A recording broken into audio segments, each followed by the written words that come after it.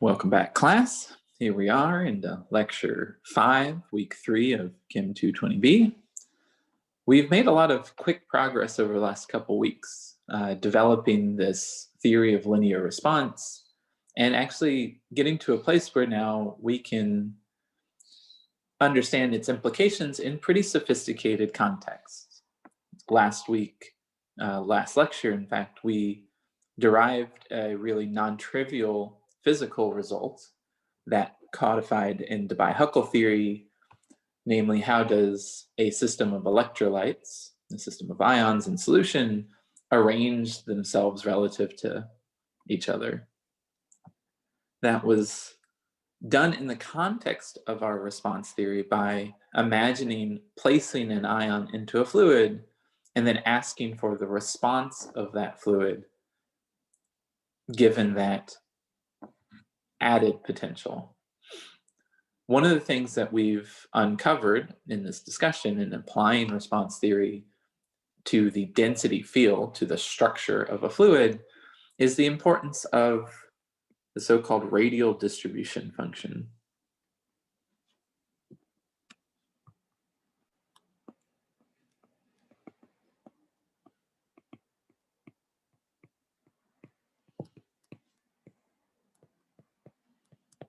Or lovingly called the G of R.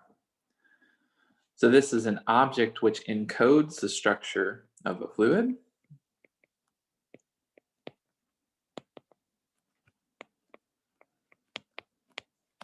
And importantly, the response of that fluid to a perturbation in the density field.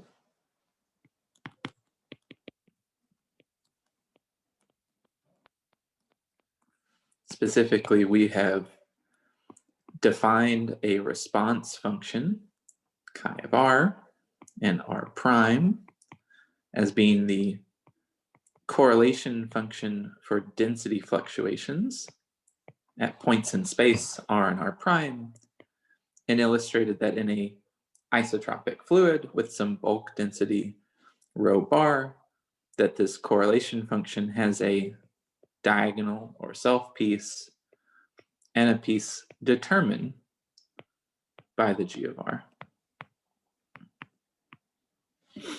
So the G of R really does encode the structure of a fluid in that it encodes how density of the solution or of the ions arrange themselves spatially relative to one another. And because it is a correlation function, at linear response for a perturbation to the density, it encodes then the response of that density to some perturbation. Fluctuations in the density encode response in much the same way that we saw in the first lecture, that if I took a harmonic oscillator, the fluctuations about the minima of that harmonic potential encode how the particle in that harmonic potential will respond to a constant force. So it behooves us to think much more carefully about this G of R. And actually what we'll do today is both describe how it not only encodes the structure of a fluid, but also much of its thermodynamics. So there is a very strong relationship between structure and thermodynamics of a fluid, and especially in a fluid that interacts pairwise, the thermodynamics are completely determined by the G of R. We'll then discuss how we know what the G of R is. So how do we actually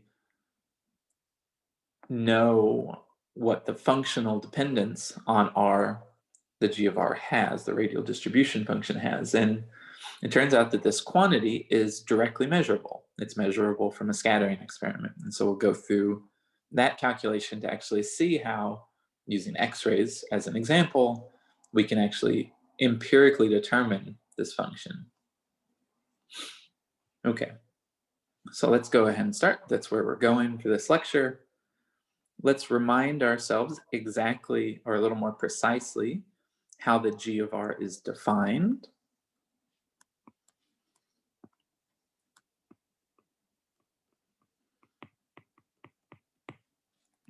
So I like to think about the G of R as the conditioned density.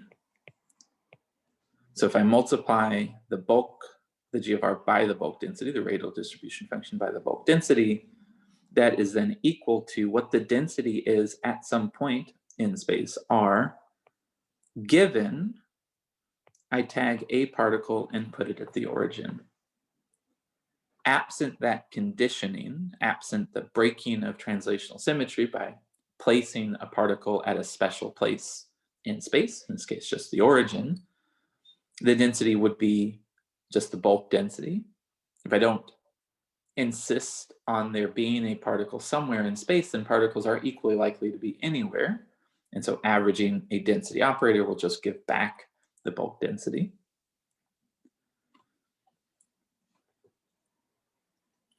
Another way to think about the G of R, however, is that it is the probability of seeing a pair of particles separated some distance r away from each other. So an analogous way to define the G of R, or a similar way to define the G of R in the limit that n is very big, would be n by the bulk density, to bring the bulk density over to the right, multiply by a factor of n, and ask for the probability that the particle pair, particles 1 and 2, are separated by some distance r apart. So again, that's a delta function. Anytime I average a delta function, it has an interpretation as a probability. So rather than actually breaking translational symmetry and saying, what is the density a distance r away from some particle at the origin, I could rather ask for what are the relative distances between particles, and that encodes the same information.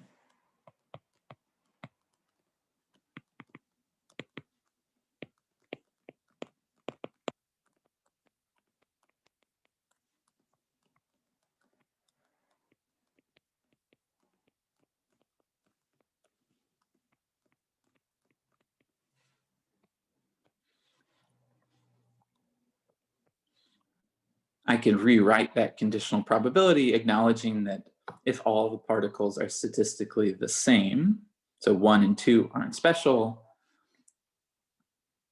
I can sum over all pairs I not equaling to j. The number of pairs should go like n squared. So if I'm essentially multiplying by 1 by introducing a sum over identical particles, that will give me a factor of n squared out in front. That will cancel one of the, the n that is out in front already, leaving another factor of n now in the denominator. And now saying that I don't care about particle 1 and 2 necessarily, just any pair ij. So this is another common definition shown in textbooks, that the G of R is the probability of finding any pair ij, a distance r away from each other, normalized by 1 over the density and a factor of n.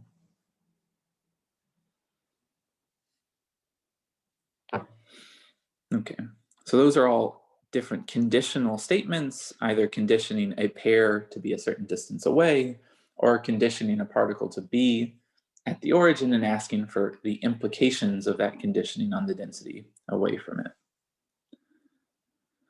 Now, I think we've already elaborated a little bit on how we should expect the G of R to behave.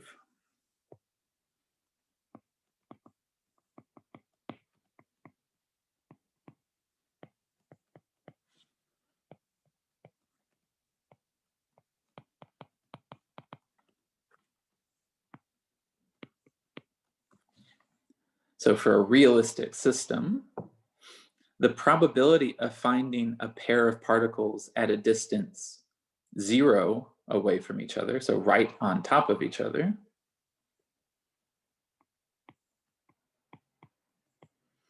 should be identically 0. It should be completely improbable to find two particles exactly on top of each other, and we know that, I think, as chemists and physicists, material scientists, whoever might else be in this class, have an intuition for this because we know that, for example, the Pauli exclusion principle exists. We can't occupy the same quantum state exactly, and if I identify quantum states by their spatial positions, it should be impossible for two particles to occupy the same spatial state. So this limit, that is r goes to 0, the g of r goes to 0. It's essentially from excluded volume, inherited from Pauli exclusion, the Pauli exclusion principle.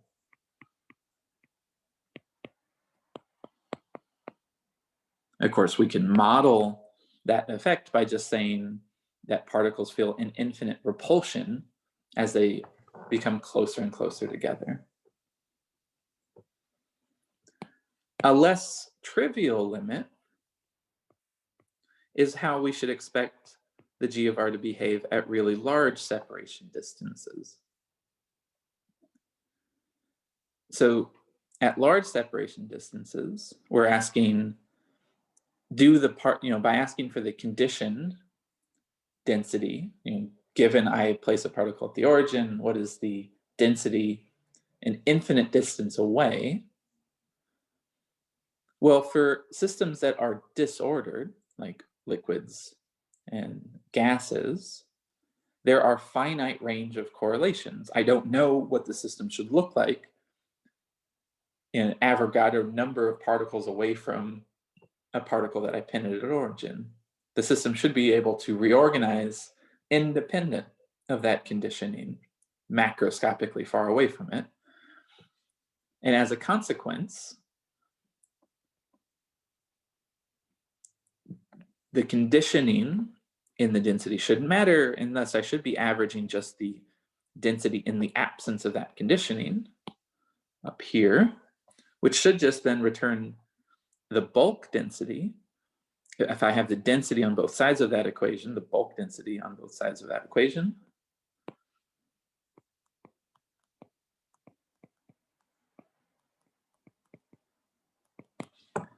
then that implies that for systems that have finite range correlations, the g of r should approach 1 as r gets really big.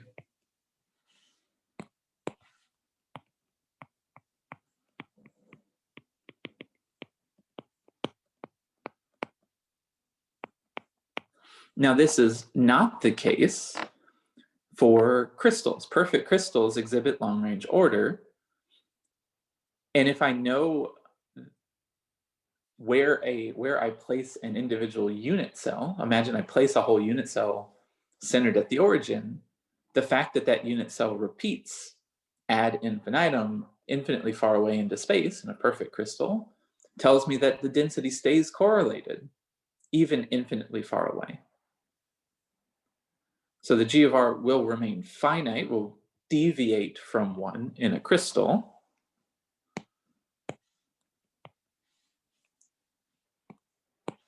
while it decays to 1 for liquids and gases.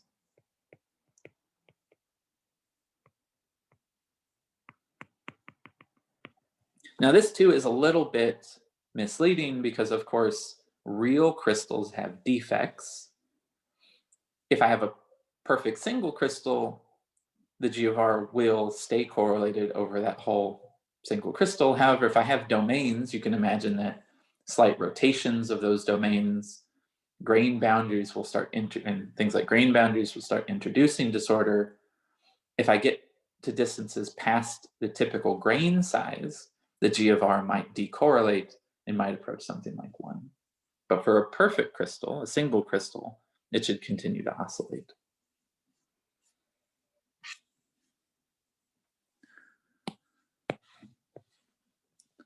Those limits can help us draw what we expect the G of R to look like,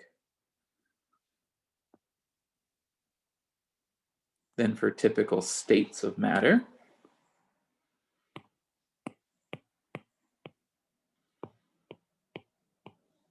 Am I going to make it? Oh, just barely. Very good. Let's center this. Okay, so for a vapor, a dilute and disordered system, we know reference of 1 will be important.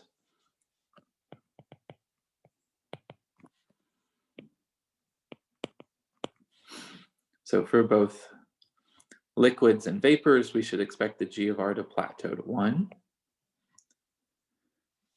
For all systems, all states of matter, at very small r, we should expect it to be 0 due to that excluded volume. And where it goes in between those two limits then depends on how structured that state of matter is. So first, if we define, say, sigma as being a diameter of a particle,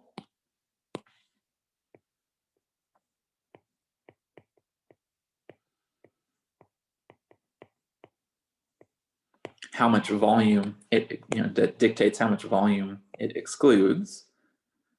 Now, vapor is something we typically think as being fairly uncorrelated. Particles moving around in the vapor while they exclude volume, they don't interact very strongly. They mostly stay apart from each other. So you might expect, therefore, that the deviations from 1 are pretty minimal in a vapor. And indeed, a typical vapor would have a G of R that might look like this, where in units of sigma, R after it's about 1, the G of R will increase and plateau pretty quickly to its uncorrelated value. Now, for something like a crystal,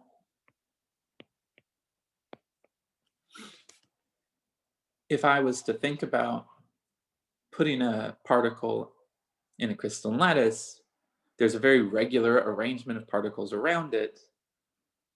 They are, if the lattice is fairly close packed, going to result in a very high probability that exactly at a distance sigma away, that closest distance of approach, I have lots of particles, and therefore a high probability, a high density immediately in my vicinity will result in a large peak in the G of R at 1.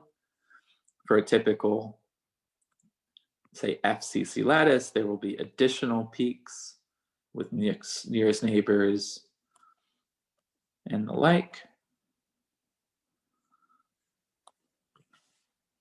It does not decorrelate, so let's be careful about that. And it's kind of complicated to draw depending on the lattice. Well, that's really very ugly. Let's try one more time.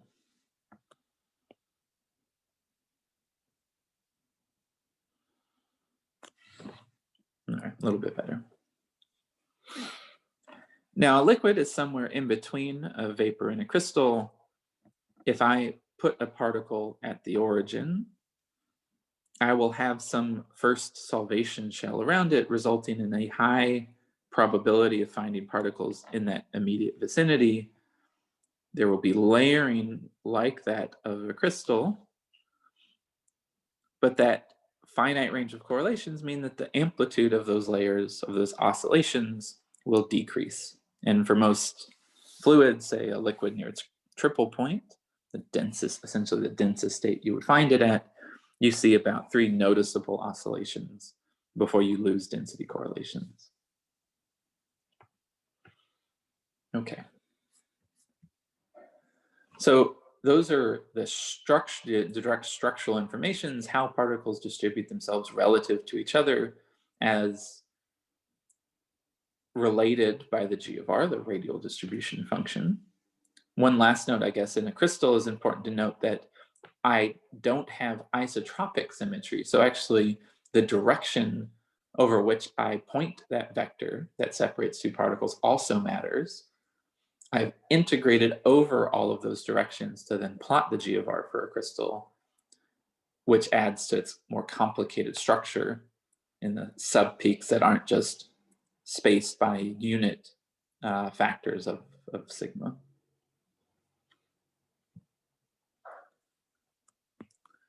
Okay, so from structure, I've already teased that we can infer thermodynamics.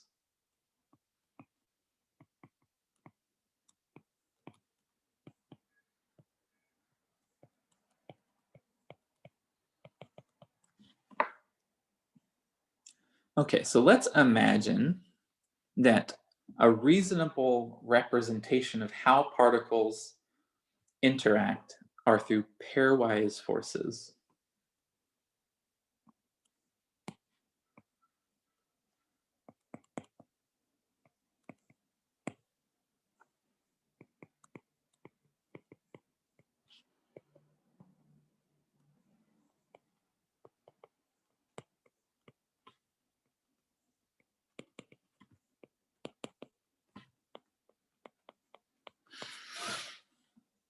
This is certainly true of fundamental particles. An electron interacts with a proton with a Coulomb potential.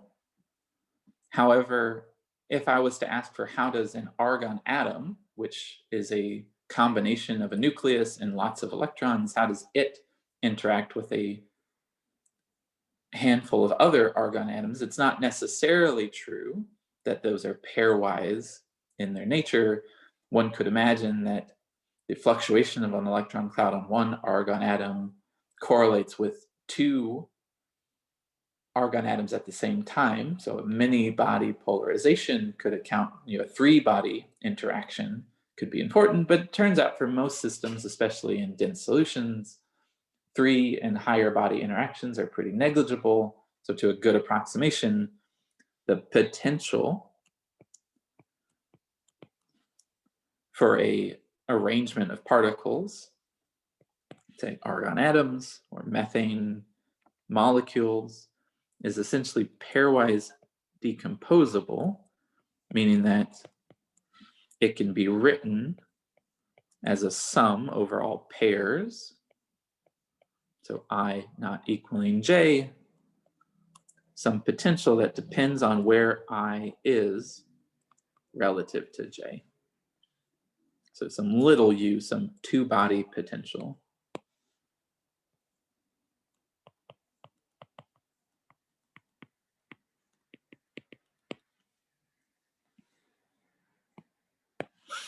The gradient of that pair potential with respect to I would then generate a sum over pairwise forces.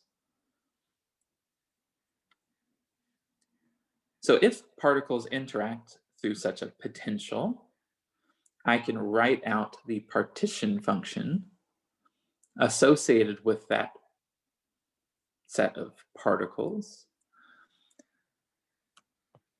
Again, this is the configurational part. We don't have to worry about momentum. So I will integrate over all of the positions that all of the particles can adopt.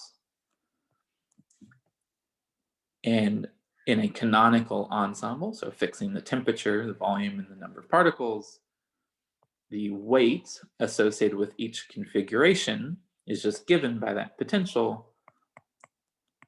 So 1/2 the sum over all pairs weighted by that pair potential.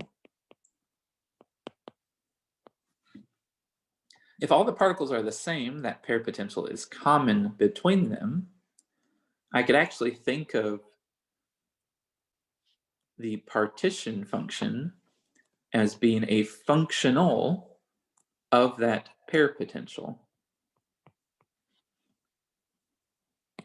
Or I can, for ease of notation, define the magnitude of vector r less vector j as a scalar, a distance rij. one could imagine through this expression, this exact relationship between the partition function and the pair potential, changing the pair potential and thus changing the partition function. So I think it makes sense that one could consider, if one wanted to, the partition function as a functional determined in part by that function describing the interactions between particles. And as always, the free energy follows from knowledge of the partition function by a factor of 1/2 kBt. And if the partition function can be thought of as a functional of that pair potential, that means the free energy can analogously be thought of as a functional of the pair potential. That identification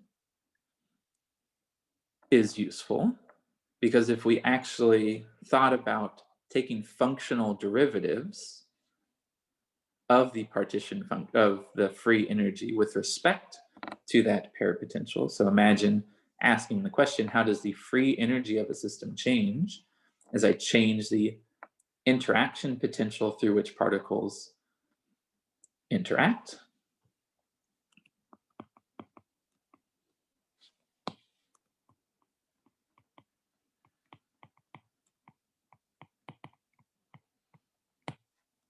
So functional derivative of the Helmholtz free energy with respect to that potential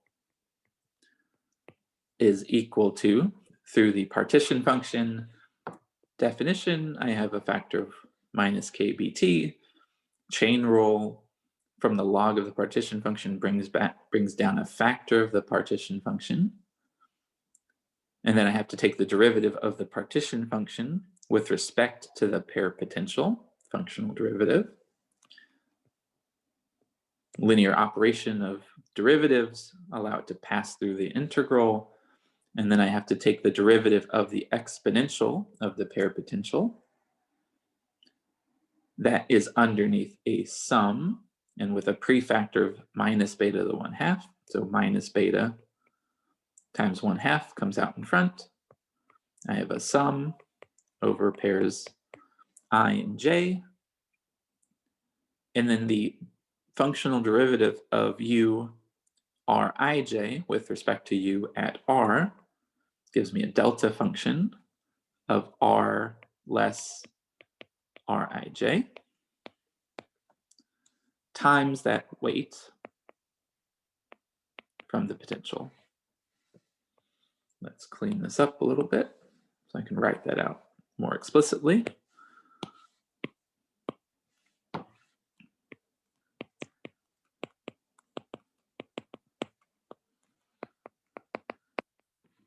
There we have it. Now, check this out. So first, minus kBt cancels with minus beta. 1 over the partition function could be brought into the integral. It, as the denominator of exponential of the Boltzmann factor exponential of minus beta, the potential energy, under the integral is the averaging operation. So I can write that functional derivative then as 1/2 the average of the sum over pairs of that delta function, r less rij,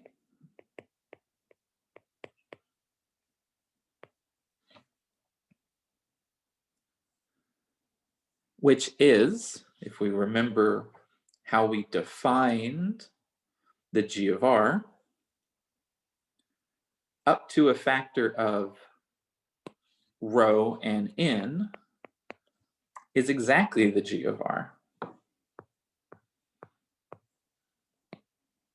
So up to a factor of n and rho, the g of r. So isn't that interesting? So the way the free energy changes with a potential is just the G of R. The G of R, therefore, is how the free energy changes with the potential. That structure encodes thermodynamics in a really specific sense, in the sense that it encodes the free energy. That functional derivative lets us write out an interesting relationship, imagining we had a system originally described by some parapotential U naught.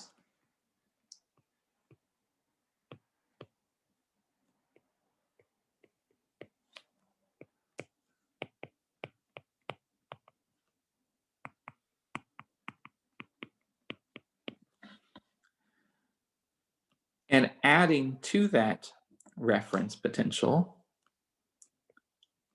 some delta U, some additional parapotential with some weight factor lambda, such that the total parapotential U sub lambda is written as a sum.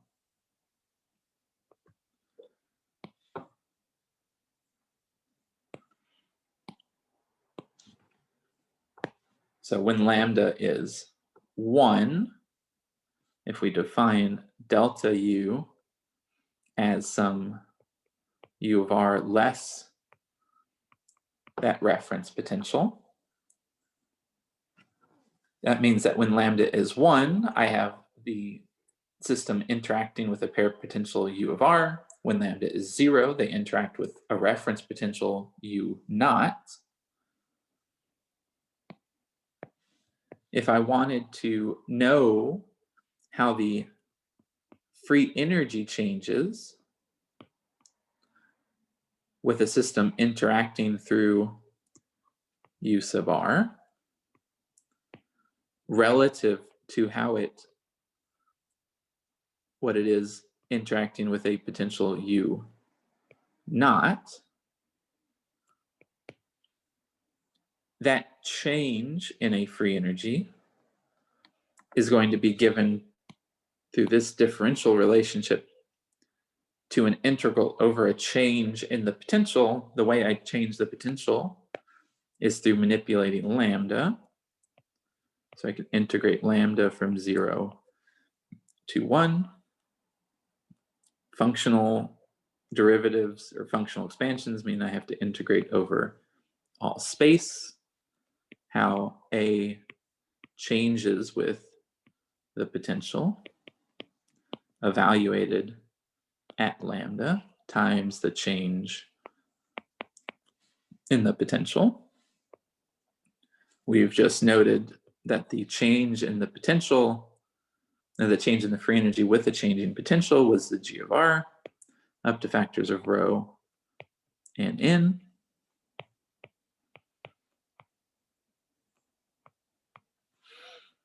At each value of, if I'm evaluating that derivative at each value of lambda, that means that the G of R, which is determined by how particles interact, has a lambda dependence.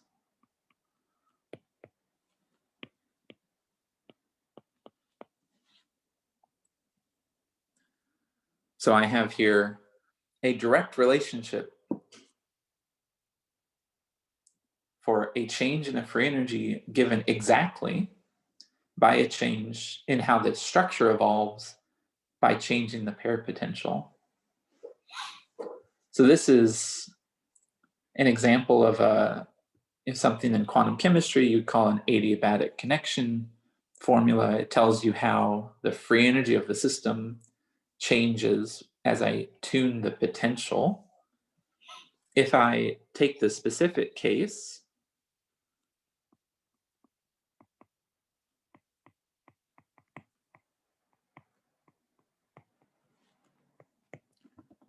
of when lambda equals 0, U naught is just 0, so the system doesn't interact. And when lambda equals 1, I have some pair potential U of R.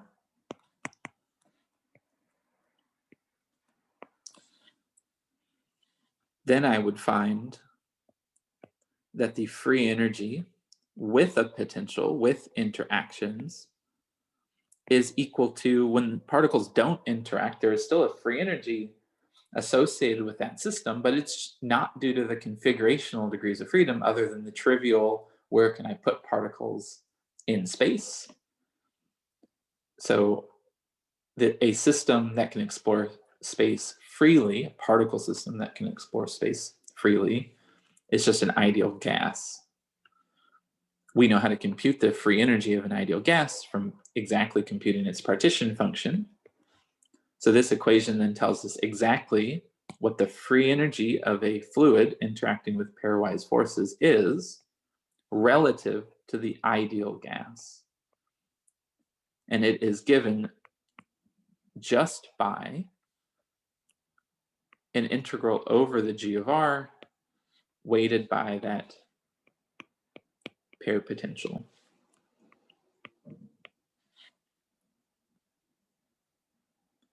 Now, a comment here, it makes it look like that the change in the free energy is just due to interactions. It's just due to an energetic term because that potential shows up on the right. However, the g of r, of course, encodes structure and encodes how particles are distributed probabilistically, which itself depends on that potential. So embedded in this expression, embedded or encoded in the g of r, are changes in entropy of an ideal gas as they're condensed to interact with some pairwise potential. So the restriction of the motion of a fluid as encoded by the structuring of the g of r represents an entropic effect over and above just the energetic effect of adding a pair potential.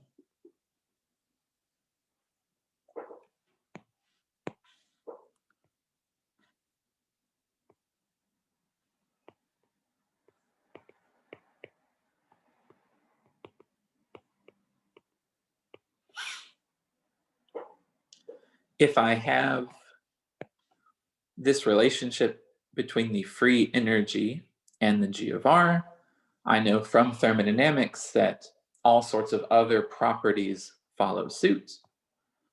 So derived in the notes, I'll spare the time here and just quote the results. If I remember that the pressure of a system is thermodynamically defined as how the free energy changes with volume up to a minus sign, holding things like N and T fixed. Well, on the right-hand side, so of course there's an ideal part to the pressure. We know what that is. PV is equal to nRT for an ideal gas. But in addition, there's a volume dependence to this integral over on the right.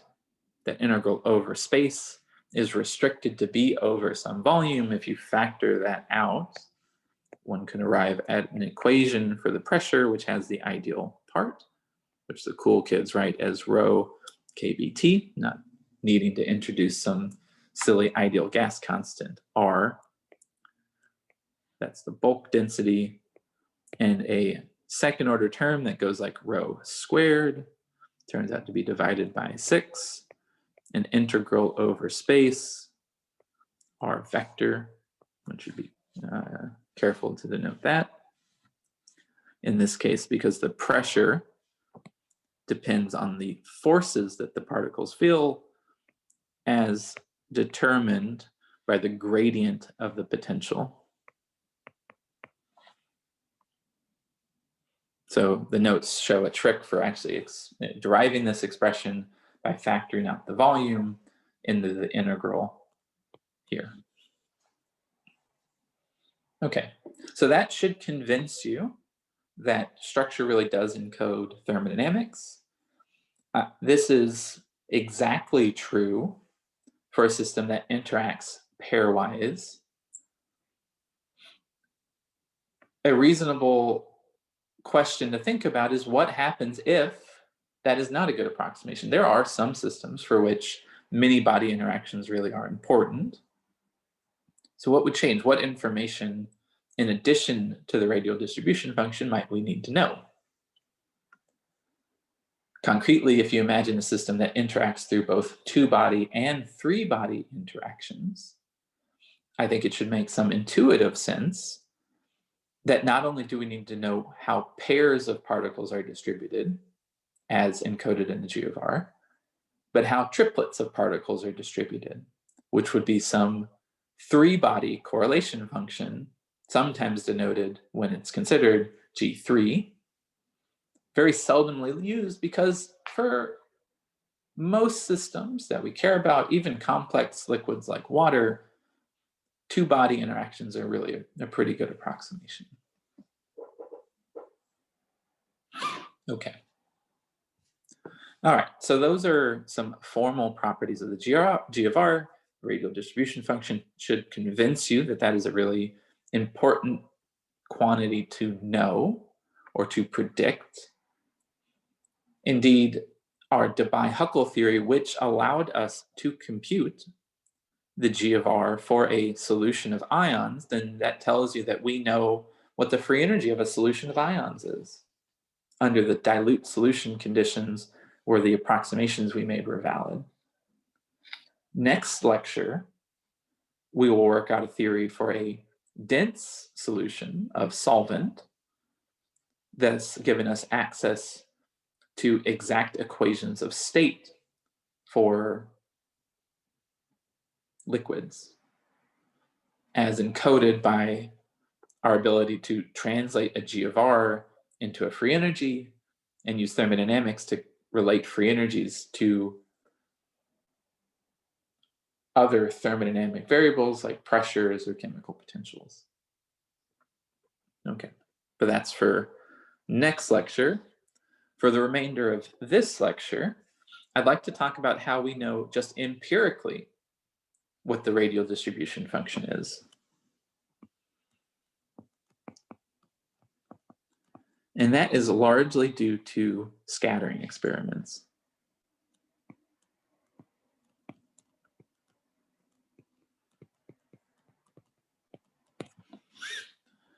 So what I'm going to show you here is essentially a reasonable way to think about X-ray scattering off of a typical sort of fluid, a fluid without much structure.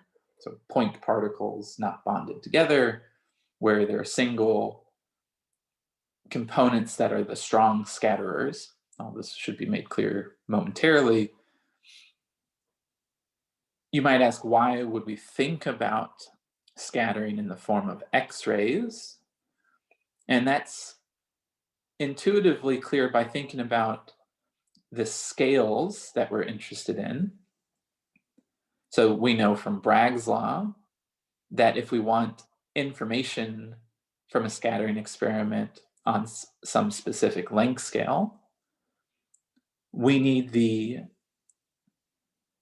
typical wavelengths of those scatterers to be similar to the length scales we want to ask about, such that you can actually get scattering to encode that structure. So if we're interested in structure on an angstrom scale, we need to have waves that are coming in with characteristic wave vectors that are commensurate with 1 over angstrom length scales, inverse length scales. Those require pretty high energy particles like photons. Thermal neutrons turn out to have energies and masses, momentums large enough to report on angstrom length scales. Electrons do too. Neutrons, however, are not super discriminating. They scatter off of nuclei, anything with another spin. And so even for something that has two components like water, it's very difficult to interpret neutron scattering experiments because one needs to deconvolve the total scattering one gets from those scatterers off of the oxygens and hydrogens. X-rays, so scattering photons off a solution, interact coulombically. And so to the extent that electron densities are well localized on specific atoms, so in water, all the electron density is essentially on the oxygen, X-ray scattering then can give simpler information into the structure of a fluid. And so if you're interested in more of these sorts of details, I'll list some references at the bottom of these notes. The way we'll proceed requires some quantum mechanics. So if you're not well versed in something called Fermi's golden rule, I think it's just the kind of set up the entrance into this calculation that requires that kind of background knowledge. If you're not familiar with it, it's a useful thing to know. But even if you're not, I think the following derivation after the initial setup, each of those steps should be clear. Okay, that all being said, let's imagine that what we're going to do is have some sample.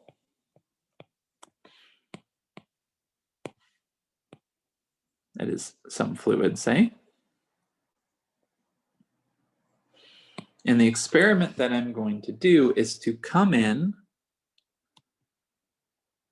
with an X-ray with some well-defined momentum K vector,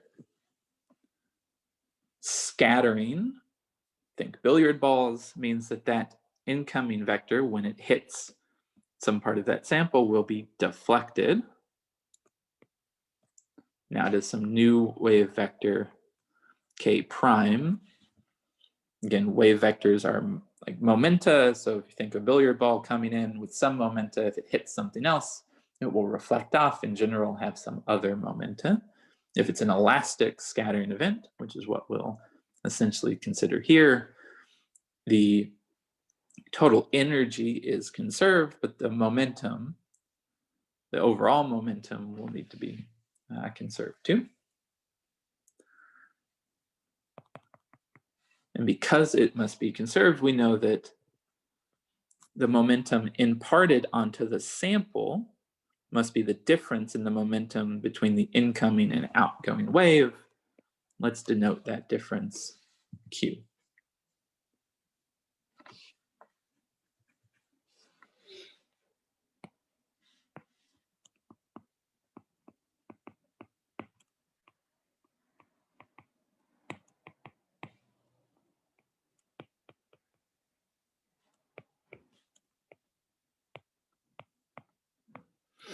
So we convert wave vectors to momentum with factors of h bar.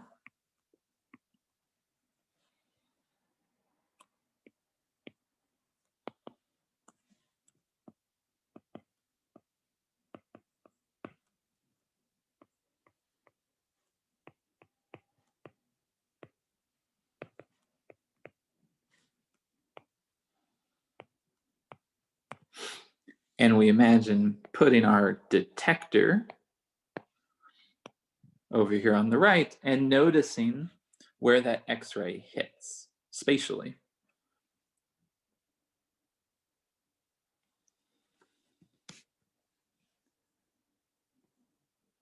Now, the rate at which that process will happen, if we have single scattering events, so there's only one deflection of the wave going through our sample, which is going to be true with X-rays, even for macroscopic samples of microns. X-rays have large penetration depths.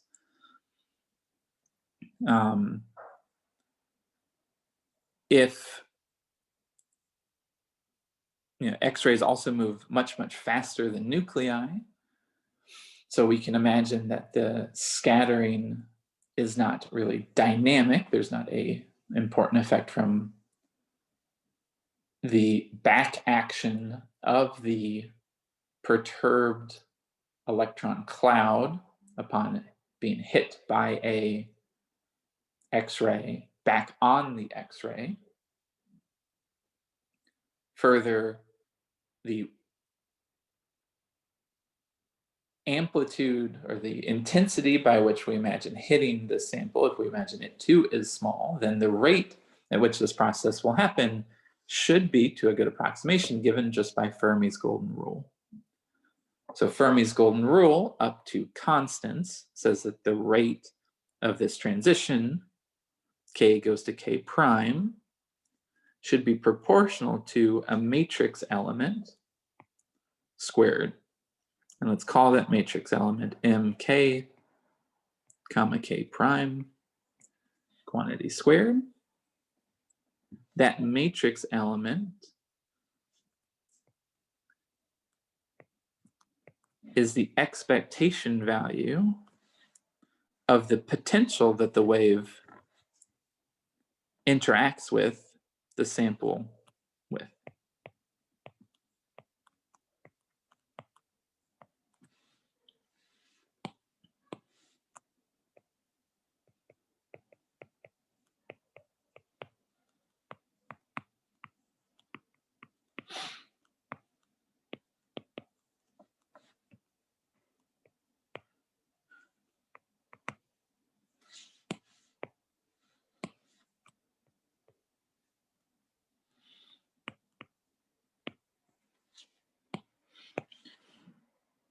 Now, if we were thinking about purely elastic scattering, the energy is conserved, so that contribution from Fermi's golden rule due to the conservation of energy is implicitly satisfied.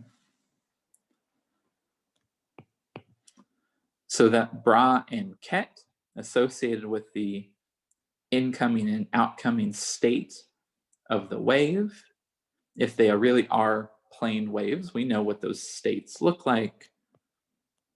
In real space representations, those are just complex exponentials, which we will leave unnormalized.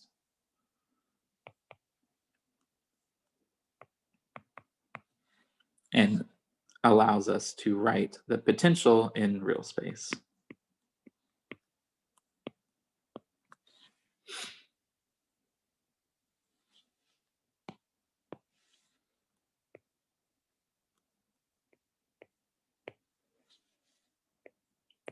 So that complex exponential is the projection of the state of the wave in its real space representation.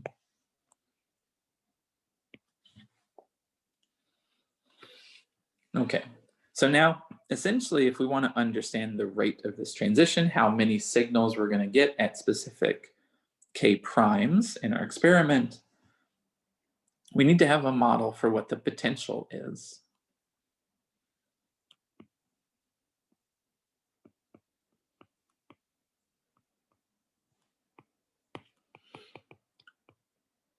And the model, originally due to Fermi, for X-ray scattering in this case, is to imagine that we can first decompose it to all alpha particles.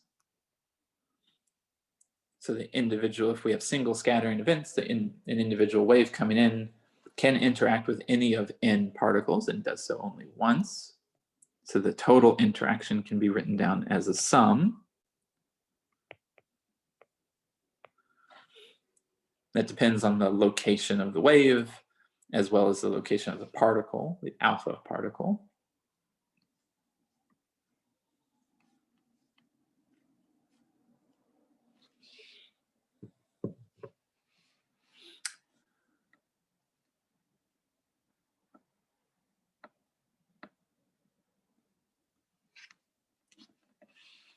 We will imagine that relative to the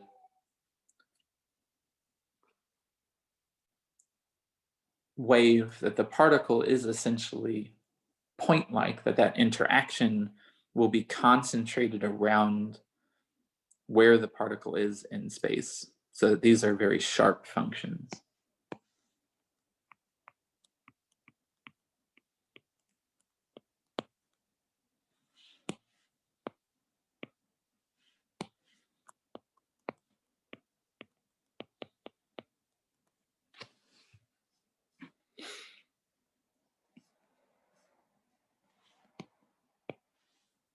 Okay, so putting that potential, sum of overall n particles, into our scattering matrix element,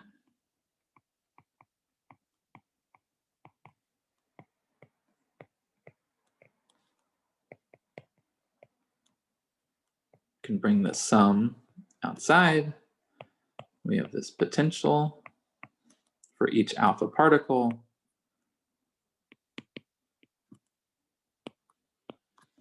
Like so.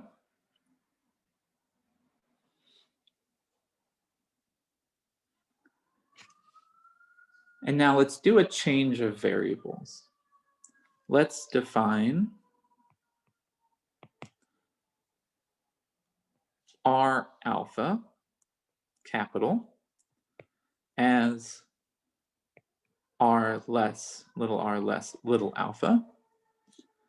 And note Q being that deflection of Q prime, of K prime less K. Substituting that in,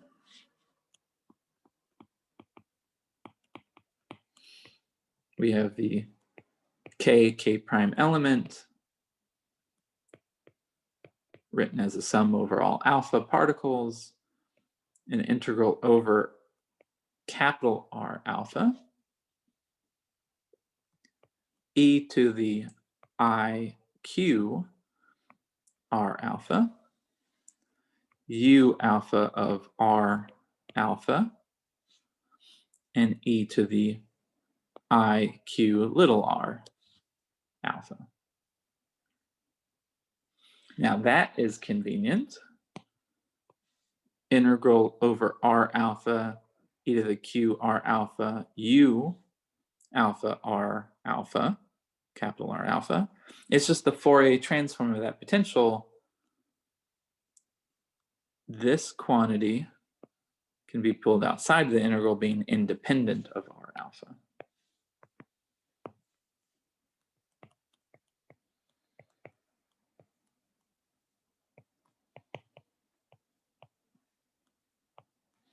So let's denote that Fourier transform, U hat alpha of Q.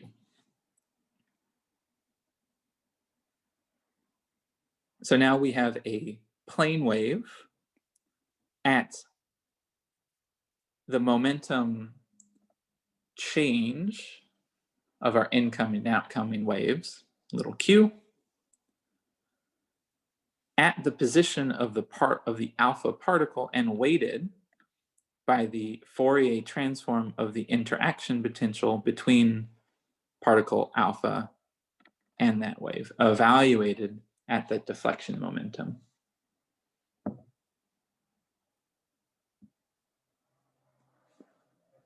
Now, in the limit that all of the particles are the same, that subscript alpha on the potential is irrelevant. So I could pull it outside of the sum. Even if that's not strictly the case, if there are single strong scatterers, like the oxygens on a water molecule, then to a good approximation, that is still true. Such that if I square the matrix element, take its absolute magnitude, I will get the square of U for a transform of the interaction outside of a sum that is now summed over alpha and alpha prime from squaring it, e to the IQ R alpha less R alpha prime.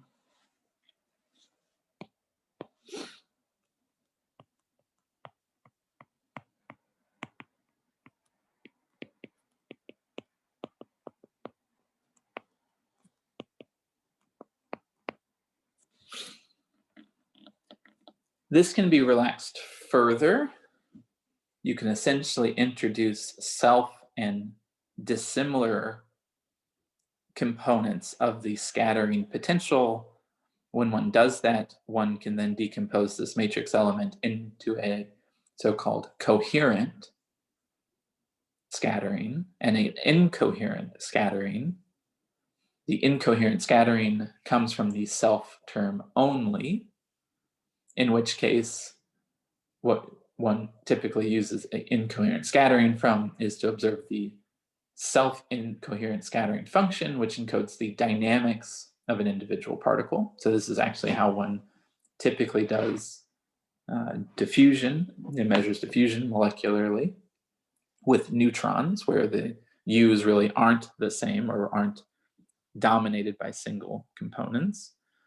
The coherent scattering in a neutron experiment, for example, then reports, a piece of that reports directly on the structure, what we're essentially decoding in this calculation. So one way to think about this is that we're considering only the coherent scattering from this X-ray source. Some more terminology. One typically calls this piece the Fourier transform of the potential, the form factor.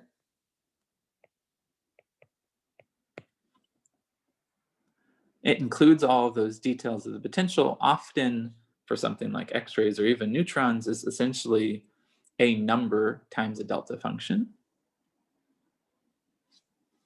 If the objects are not molecular, that form factor could be much more complicated. The second piece tells us directly where particles are in space relative to each other, R alpha less R alpha prime.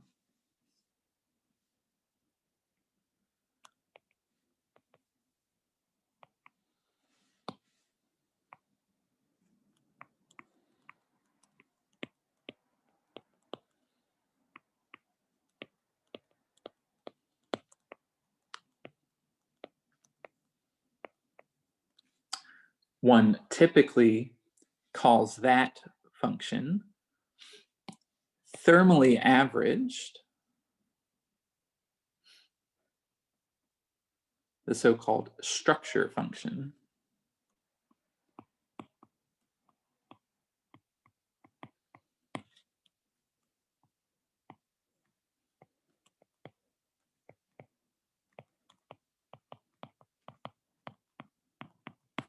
So over the course of thermal fluctuations, the particles move.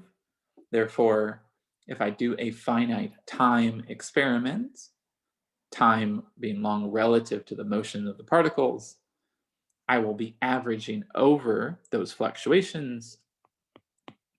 And so let's define this structure function as the thermally averaged part, that double sum over alpha and alpha prime, e to the IQ R alpha less R alpha prime.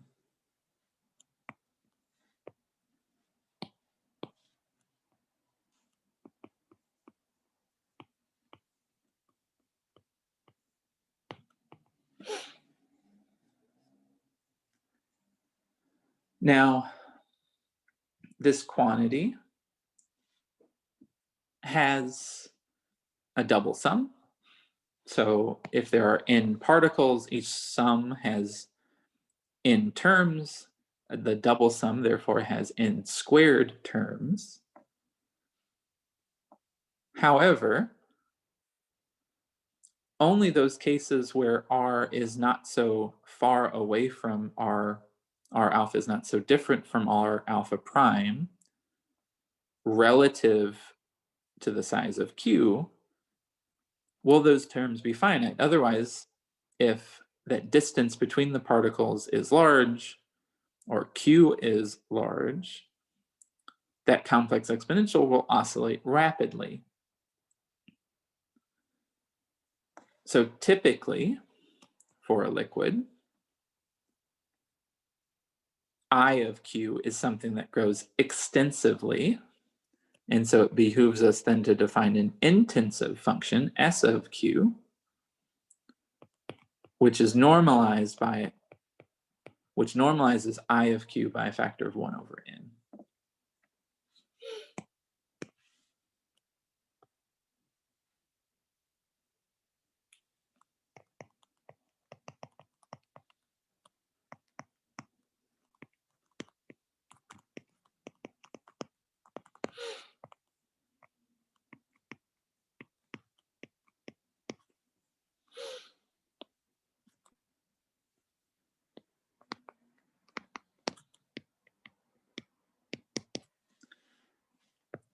This function, S of Q, is called the structure factor.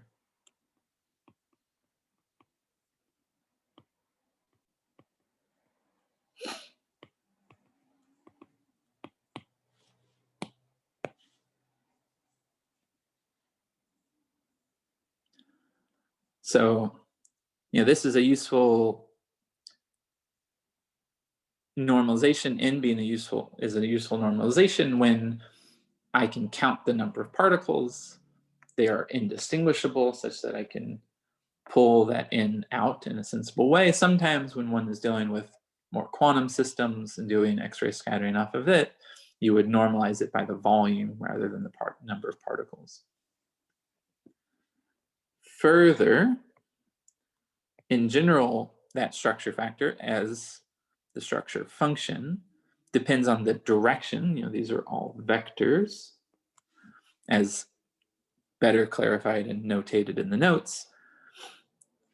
However, in an isotropic fluid,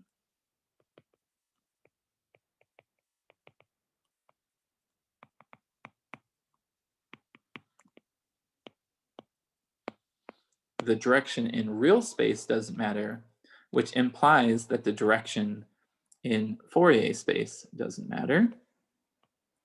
So the structure factor depends just on the magnitude of Q. Okay, so it's clear that these functions retain information about where particles are and how they're distributed relative to each other.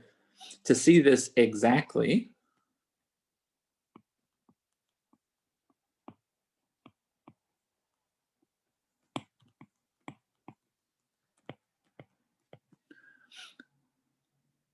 let's remember that the density microscopically is written as a sum of delta functions. If I took the Fourier transform of the density,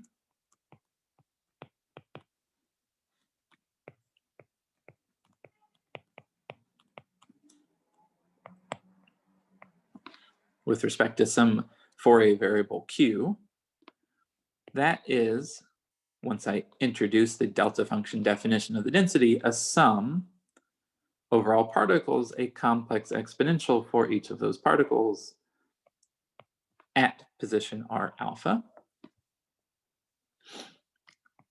Taking the modulus of the Fourier transform of the density and averaging it gives me an average of a double sum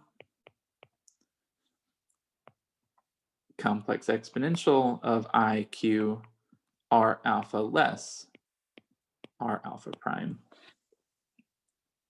which is exactly I of Q or N S of Q. So the Fourier transform of the density, modulus squared, is exactly what is being probed in these scattering experiments once you've factored out that form factor, the convolution of this measurement with the specifics of the interaction of the wave with this sample. Writing out this structure factor explicitly, we have a 1 by n. If we were to look at that Fourier transform representation in real space, it's an integral over R, an integral over R prime. The density at R and R prime, that's what fluctuates, so that's what's averaged, weighted by the Fourier transform with respect to each of those functions, R and R prime. The average of the density at R times the density at R prime, that's a correlation function or related to the correlation function.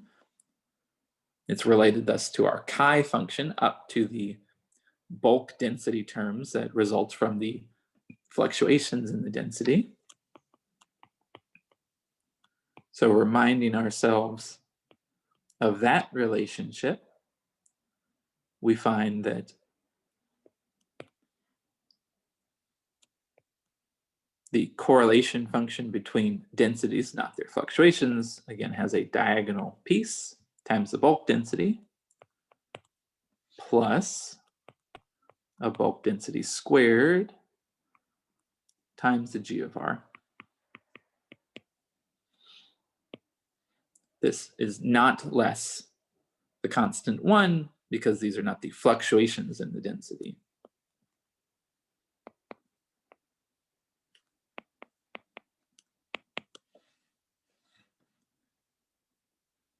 If we let capital R be R less R prime, which is what everything depends on.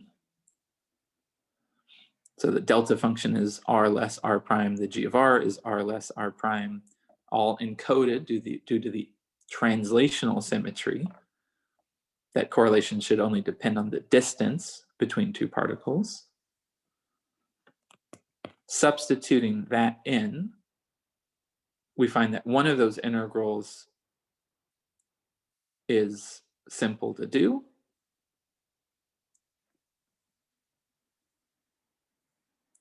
Would give me just a volume element. I can essentially place the origin wherever I want, the average location of the particle pair anywhere in space, giving me a volume. The volume over n is a inverse density. It will cancel out the density in that delta function, giving me back just 1. It also cancels out one factor of the density from the rho squared term, giving me just rho, and leaving me with an integral over R, the G of big R, directly Fourier transformed. So we see now that the structure factor, S of Q, is up to a constant, a shift of 1, and a multiplication of the bulk density, exactly the Fourier transform of the G of R.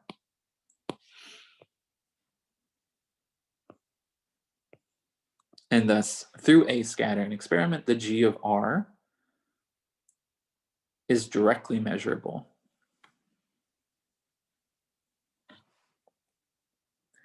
Now, there are, of course, complications. One needs to be able to do the inverse Fourier transform of the structure factor, which requires a sufficiently large range of Q. You won't have the full range, but as long as you have the range over which there are significant modulations in the structure factor, that Fourier transform can be done. Typically, what is hardest is having information at really high Q, which is really low space. So often the largest artifacts one sees are in the excluded volume region, where you have, instead of having exactly 0 probability inferred from a scattering experiment, there are usually finite wiggles. But because we know that it should approach 0, the G of R should approach 0 as R goes to 0, those aren't of huge concern. Okay, so that's how we know what the G of R's actually look like.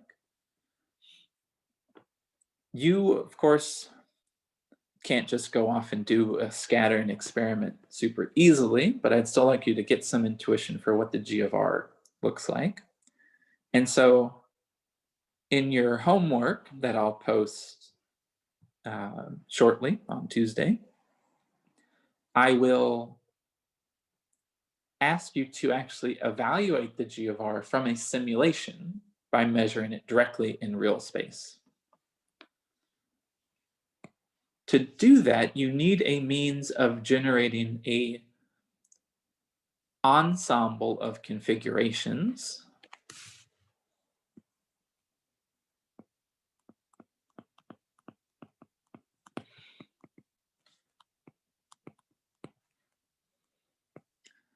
and you'll do that using Monte Carlo.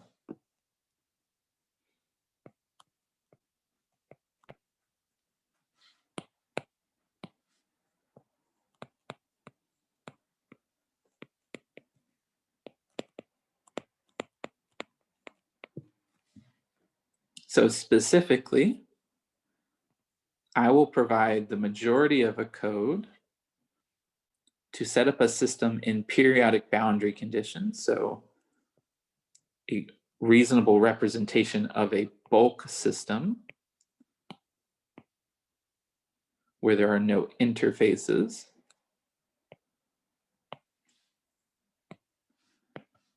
And the specific system we'll consider is a fluid of perfectly hard spheres.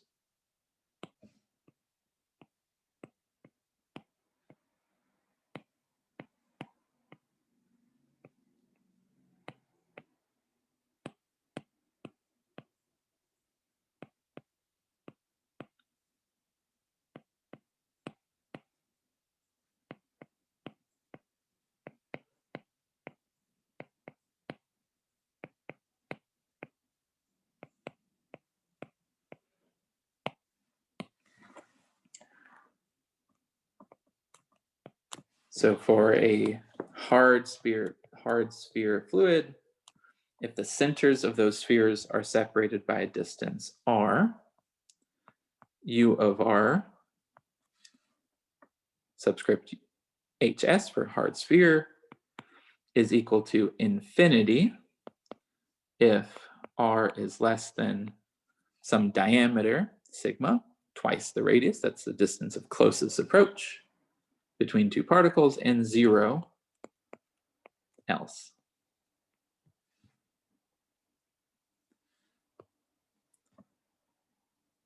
So if we want to sample this hard sphere fluid with a Monte Carlo simulation, we need to be able to generate an ensemble consistent with a Boltzmann distribution weighted by that factor. Now, infinity in a potential seems scary, but the Boltzmann factor associated with a hard sphere fluid, e to the minus beta hard sphere, is equal to 0 if r is less than sigma, putting infinity in the argument of that exponential, or 1 if r is greater than sigma. And that's a well-defined set of numbers. One can implement that on a computer. So what you will do is take this fluid, the simulation will change particles' positions by drawing a random update position. So imagine you tag particle I, positioned at Ri, with uniform probability, draw a change, some delta R, and use a Metropolis Monte Carlo acceptance criteria to accept or reject that change.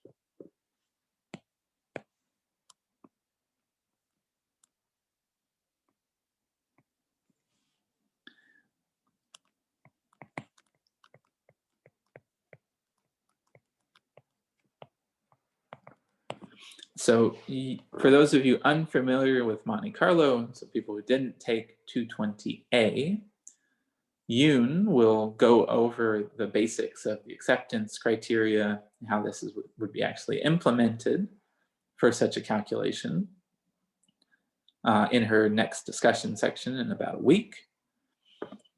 I will just remind you very briefly that the way Monte Carlo moves is by associating with a set of transitions the notion of detailed balance,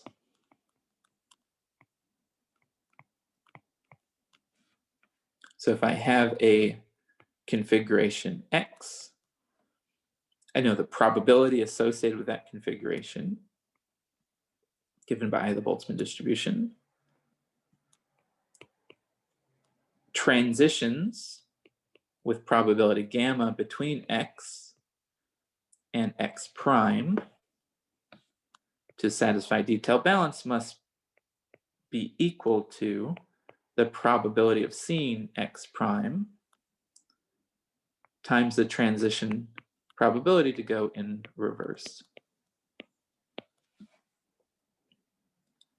That is a condition of a condition which, if satisfied, will dictate the stationarity of the distribution P of x.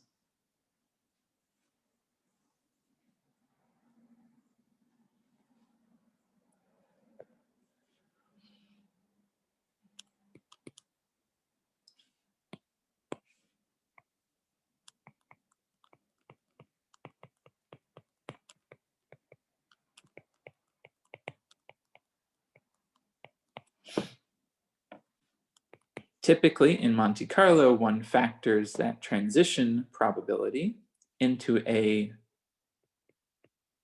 proposal probability, the probability to attempt a move x to x prime, times the probability to accept that move x to x prime. In the code that I'll supply, the attempt probability will be uniform.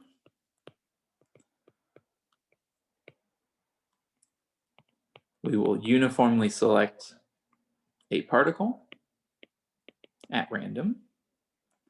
We will uniformly draw a position or a change in that particle's position.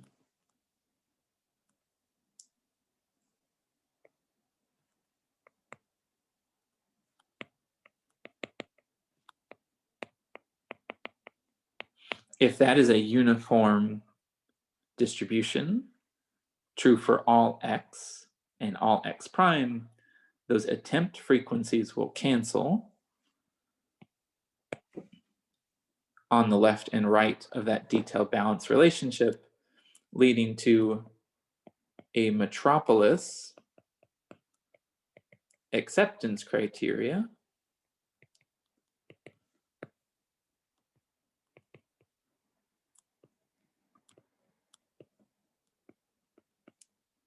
to accept x goes to x prime, which can be written as min 1, comma,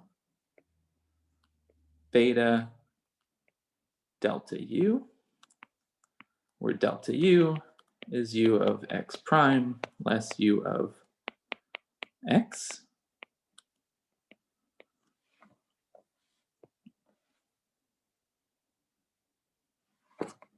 In the case of hard spheres,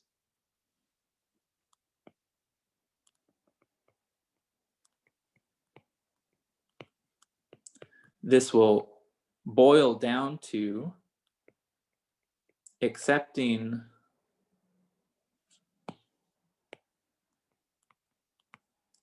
any move, any update to the particle position in which particles do not overlap.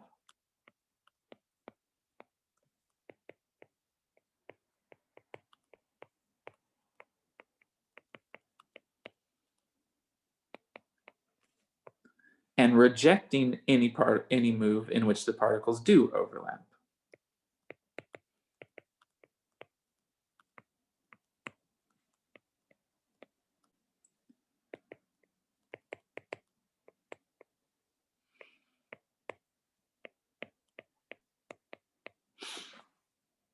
So a hard sphere system is a system in which all configurations in which particles do not overlap, in which they satisfy a constraint where the potential is not infinite, are equally likely.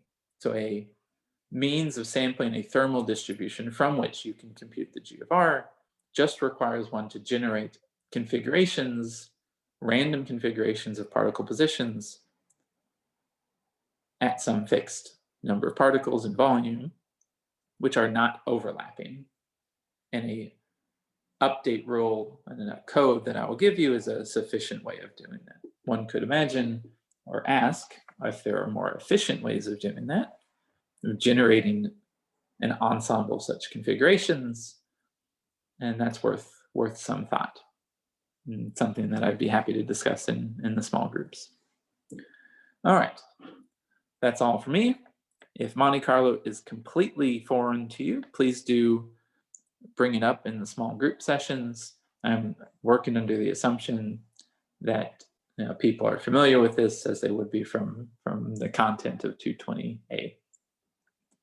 Later on in the semester, we will also work with a molecular dynamics means of generating a thermal ensemble, in which case we'll go into much more detail. So look forward to that. I certainly do. And I look forward to seeing you all this week in the small groups.